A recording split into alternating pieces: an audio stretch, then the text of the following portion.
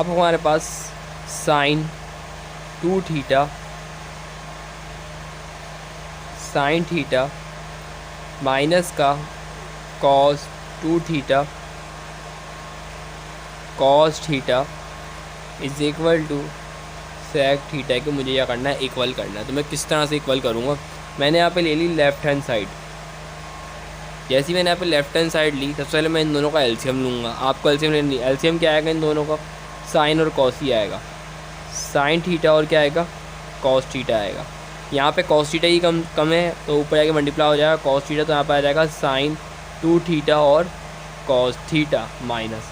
अब यहाँ पे अगर मैं एलसीएम लूँगा तो यहाँ पे किस तरह से आएगा, कॉस 2 थीटा और यहाँ पर आ जाएगा साइन थीटा। ये मेरे पास क्या आई है, एलसीएम आई है। एलसीएम लेने के बाद आप नोट करें कि साइन 2 थीटा किसके इक्वल होता है, साइन 2 थीटा इक्वल होता है 2 साइन थीटा और कॉस थीटा के। तो मैंने यहाँ पे यही चीज़ यहाँ पे कर दी, ब्रैकेट में करके दिया 2 साइन थीटा और कॉस थीटा, और यहाँ पे कॉस थीटा लिख दिया सिंपल, माइनस। और कॉस 2 थीटा किसके बराबर होता है, कॉस 2 थीटा इक्वल होगा किसके, 2 कॉस स्क्वायर थीटा माइनस 1 के। तो मैंने यहाँ पे यही चीज़ यहाँ पे कर दी, ब्रैकेट में लिख दिया 2 कॉस स्क्वायर थीटा माइनस 1 के, और यहाँ पे लिख दिया साइन थीटा। कंडीशन बना दी। अब यहाँ बन गया साइन थीटा और कॉस थीटा। अब मैं इनको ब्रैकेट्स को आपस में मल्टीप्लाई कराऊंगा, यहाँ पर आ जाएगा 2 साइन थीटा और कॉस स्क्वायर थीटा। ये जब इससे मल्टीप्लाई होगा तो कॉस स्क्वायर थीटा हो जाएगा माइनस।